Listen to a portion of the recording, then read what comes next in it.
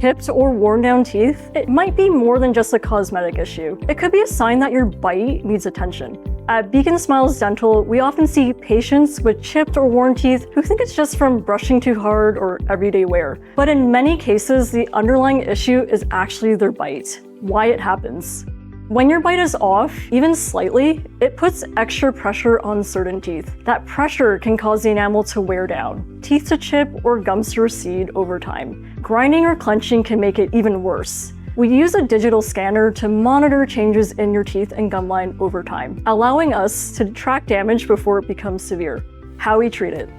Our first step is identifying the root cause. If your bite is the issue, we may recommend orthodontic treatment or night guards to protect your teeth. Once the pressure is off, we focus on restoring the look and function of your smile. Depending on the damage, we can use cosmetic bonding, veneers, or contouring to rebuild worn edges and smooth out chips, giving you a healthier, more confident smile. What to expect at your visit. During your consultation, we'll scan your teeth, check your bite, and show you a visual timeline of any changes in wear or gum recession.